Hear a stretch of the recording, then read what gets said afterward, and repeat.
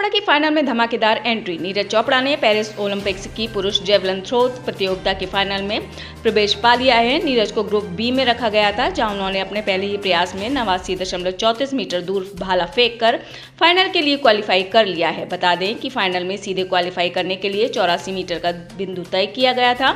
नीरज के अलावा पाकिस्तान के अरशद नदीम ने भी 86.59 मीटर दूर भाला फेंक कर फाइनल में प्रवेश पा लिया है। एमसीडी स्टैंडिंग कमेटी के गठन का रास्ता साफ। दिल्ली नगर निगम में एल्डरमैन की नियुक्ति को लेकर दिल्ली के उपराज्यपाल विनय सक्सेना और मुख्यमंत्री अरविंद केजरीवाल सरकार के बीच खींचतान सुप्रीम कोर्ट का फैसला आने के बाद समाप्त हो गया। सुप्रीम कोर्ट ने इस मामले में दिल्ली सरकार को बड़ा झटका देते हुए एलजी द्वारा विवेक पर एल्डरमैन के मनोनयन को संशोधित डीएमसी एक्ट के तहत सही करार दिया है। इस निर्णय से एमसीडी स्टैंडिंग कमेटी का रास्ता साफ हो गया है।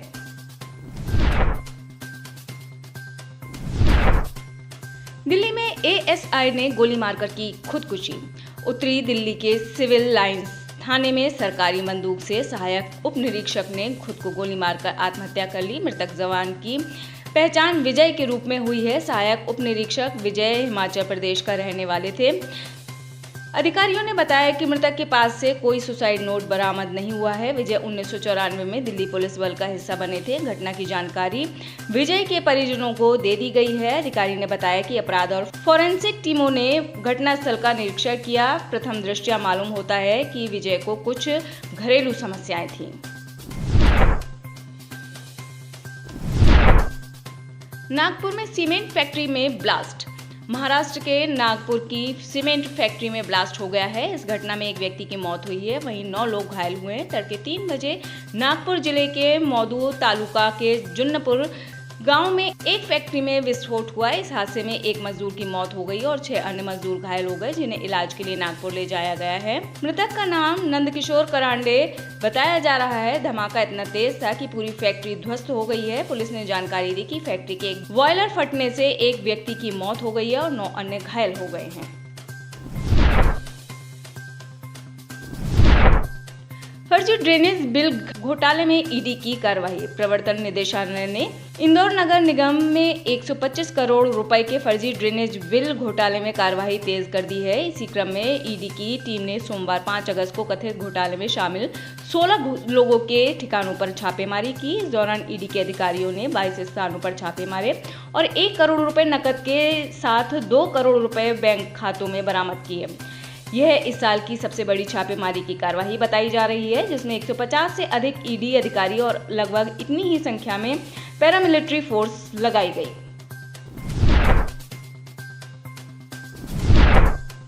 एनएमडीसी स्टील प्लांट में बड़ा हादसा। छत्तीसगढ़ के जगदलपुर में एनएमडीसी स्टील प्लांट में बड़ा हादसा हो गया। जगदलपुर के नगरनार में स्थित एनएमडीसी स्टील प्लांट में शॉर्ट सर्किट से 4 कर्मचारी झुलस गए, जिनमें से 2 की हालत गंभीर बताई जा रही है। गंभीर रूप से झुलसे लोगों को बेहतर इलाज के लिए रायपुर रेफर किया गया है। वहीं अन्य 2 कर्मचारियों का इलाज जगदलपुर के महारानी अस्पताल के बर्न यूनिट में किया जा रहा है। हादसा प्लांट एरिया के अंदर ब्लास्ट फर्नेस में ब्रेकर मेंटेनेंस के काम के दौरान हुआ है।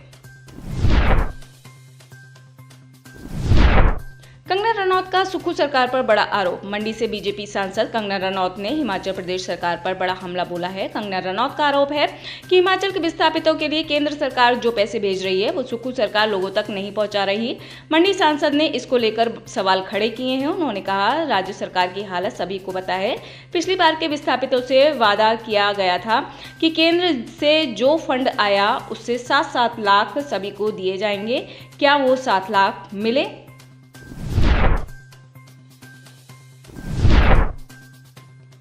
क्रीमी लेयर पर जेडीयू के मंत्री का बड़ा बयान।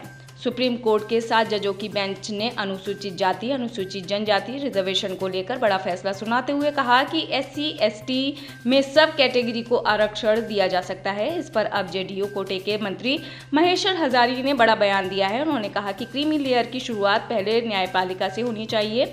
एक ही परिवार के लोग जज बनते आ रहे हैं। हालांकि महेश्वर हजारी ने कहा कि यह पार्टी की राय नहीं है, यह उनकी व्यक्तिगत राय है। उन्होंने कहा कि अनुसूचित जाति, अनुसूचित जनजाति की जो एकता सकता है, उसको तोड़ने का प्रयास किया जा रहा है। एक तरह से संविधान निर्माता बाबा साहेब भीमराव अम्बेडकर के सपनों को तोड़ने की कोशिश की जा रही है।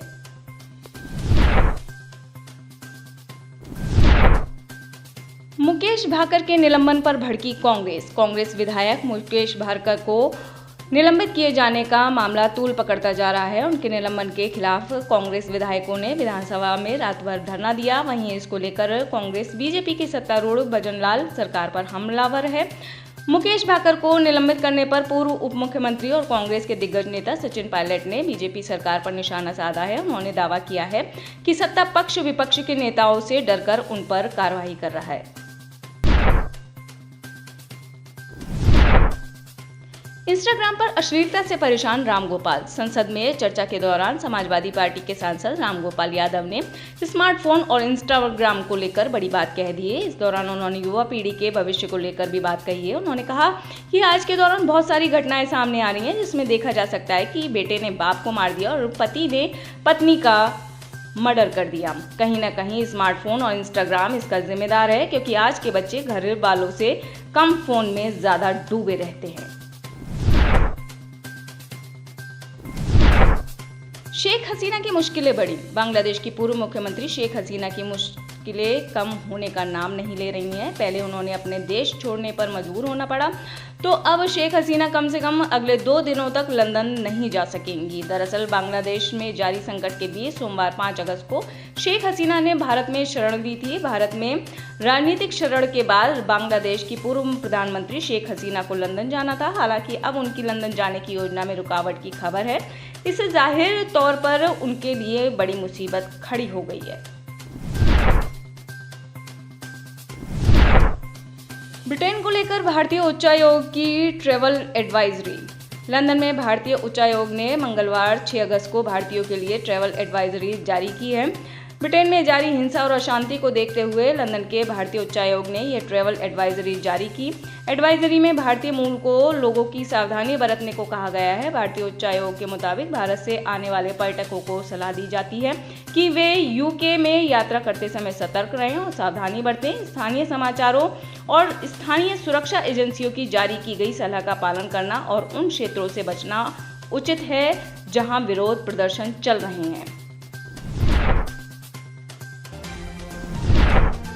इंग्लैंड ने पीएसएल के मुकाबले होस्ट करने से किया इनकार। पाकिस्तान सुपर लीग 2025 के प्लेऑफ मुकाबले होस्ट कराने के लिए पाकिस्तान ने इंग्लैंड से दरख्वास्त की थी। इंग्लैंड ने पाकिस्तान की इस दरख्वास्त को नकार दिया। पाकिस्तान चाहता था कि इंग्लैंड में पीएसएल के प्लेऑफ मुकाबले होस्ट किए जाएं। इस बार के पीएसएल की तकरार आईपीएल से होगी। पीएसएल अक्सर फरवरी के आसपास होता है, लेकिन इस बार इस दौरान पाकिस्तान चैंपियंस ट्रॉफी होस्ट करेगा, जिसके चलते पीएसएल अप्रैल और मई के बीच होगा। अमेरिका में मुकदमा हारी टेक दिग्गज। गूगल को ऐसा झटका लगा कि जिसका बड़ा असर सिर्फ इस तकनीकी कंपनी पर नहीं बल्कि करोड़ों लोगों पर देखा जाएगा। दुनिया की चौथी सबसे बड़ी टेक कंपनी गूगल को अमेरिका में चल रहे एंटी ट्रस्ट मामले में हार का सामना करना पड़ा है। गूगल एक मोनोपोलिस्ट है और उसने अपनी मोनोपोली को बनाए रखने के लिए ऑनलाइन सर्च में अवैध रूप से काम किया है। बिग टेक जॉइंट गूगल के खिलाफ मामलों की एक बड़ी लिस्ट में से ये पहला फैसला आया है।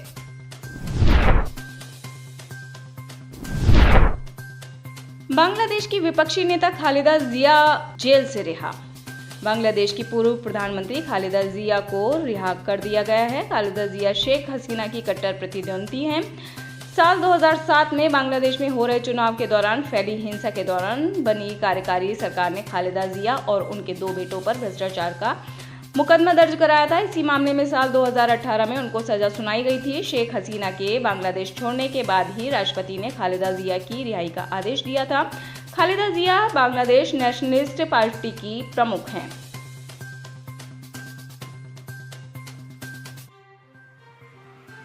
आप इस खबर के बारे में क्या सोचते हैं, हमें कमेंट सेक्शन में बताएं। साथ ही ब्रह्मास्त्र न्यूज को सब्सक्राइब और शेयर भी जरूर करें।